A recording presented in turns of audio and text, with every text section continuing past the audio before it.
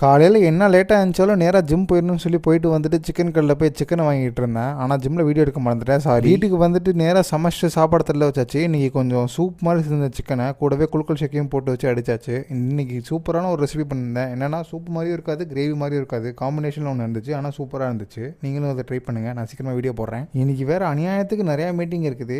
வாபஸ் போய் மீட்டிங்லாம் முடிச்சுட்டு சாப்பாடு தட்டில் வச்சு சாப்பிட உட்காந்தாச்சு. சாப்பிட்டு முடிச்சுட்டு நேராக கொலாஜன் பவுடரையும் போட்டு கலக்கி குடிச்சிட்டு நேராக அங்கேருந்து கிளம்பி திரும்பி இன்னொரு மீட்டிங்குள்ளே பூந்தாச்சு. சாப்பிடும்போது கூட என் மண்டக்குள்ளே அடுத்து நான் மீட்டிங் தான் யோசிச்சுட்டு இருந்தேன். அதுக்கப்புறம் போய் அடுத்த மீட்டிங்க்கு ரெடி ஆகலான்னு சொல்லி மண்டையை தெரிவிட்டே உட்காந்து மீட்டிங்கில் உட்காந்தாச்சு. மீட்டிங்கை முடிச்சுட்டு வீட்டு வரவே லேட் ஆகிடுச்சு. வீட்டுக்கு வந்தோன்னே எனக்கு புதுசாக ஷேக்கர் வந்துருந்துச்சு மசில் பிளேஸ்லேருந்து. அந்த ஷேக்கரை போட்டு கிரியேட்டரை மட்டும் அடித்து முடிச்சுட்டு அப்படியே கொஞ்சம் நேரம் ஆழ்ந்த சிந்தனையில் உட்காந்துட்டேன். ஏன்னா இந்த ஆழ்ந்த சிந்தனைக்கு அப்புறமும் ஒரு மீட்டிங் இருக்குது, அதனால தான், வேறு ஒன்றும் இல்லை. குடிச்சு முடிச்சுட்டு மீதி மீட்டிங்லாம் முடிச்சுட்டு நேராக சாப்பிட உட்காந்தாச்சு. இன்றைக்கி சப்பாத்தி, காக்கரா அண்ட் எக்ஸு கூடவே இந்த ஷேக்கில் தண்ணியை பிடிச்சிட்டு சாப்பிட உட்காந்தாச்சு.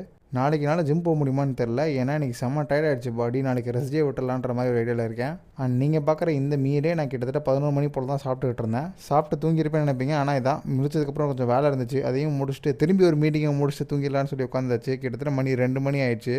இன்றைக்கி ஹோல் டே நல்லா இருந்தாலும் எனக்கு நிறையா மீட்டிங்ஸ் இன்னும் வந்துச்சுன்றதை நினச்சாலே என் பாடி ரொம்ப டயர்டாகிடுச்சு. இந்த வீடியோவே 2 மணிக்கு எடுத்தது. அதனால் நாளைக்கு கண்டிப்பாக என்னால் ஜிம் போக முடியாது, மன்னிச்சிருங்க.